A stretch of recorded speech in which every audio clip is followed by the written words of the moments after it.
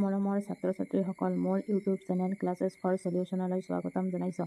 তোমালোকৰ সহায় হোৱাকৈ BA 5th ছেমিষ্টাৰৰ অসমীয়া নাটক কিতাপখনৰ কেইটামান ইম্পৰ্টেণ্ট কুৱেশ্যন এনচাৰ লৈ আহিছোঁ। তোমালোকে ভালদৰে চাবা।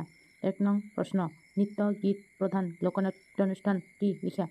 উত্তৰ, নৃত্য গীত প্ৰধান লোকনৃত্যানুষ্ঠান হ'ল পুতলা নাচ, ওজাপালি, ঢুলীয়া ভাওনা আৰু খুলীয়া ভাওনা, কুশন গান আদি।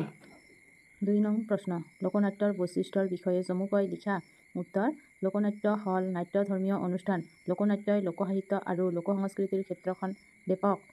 লোকজীৱনৰ আধাৰত নিৰ্মিত নাটকেই হ'ল লোকনাট্য।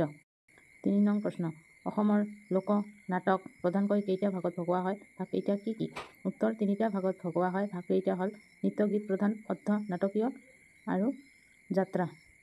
4 নং প্ৰশ্ন, অংকীয়া নাটৰ এটা বৈশিষ্ট্য লিখা। উত্তৰ, গীতিধৰ্মিতা, শ্লোক আৰু পয়াৰৰ সঘন ব্যৱহাৰ অংকীয়া নাটৰ উল্লেখযোগ্য। 5 নং প্ৰশ্ন, কি ভাষাৰে অংকীয়া নাট ৰচনা কৰা হৈছিল? উত্তৰ, ব্ৰজাৱলী ভাষাৰে অংকীয়া নাট ৰচনা কৰা হৈছিল। ছাত্ৰ-ছাত্ৰীসকল, এনেকুৱা ভিডিঅ' লাগিলে মোক কমেণ্ট কৰি জনাবা আৰু চেনেলটো ছাবস্ক্ৰাইব কৰি ৰাখিবা। ধন্যবাদ।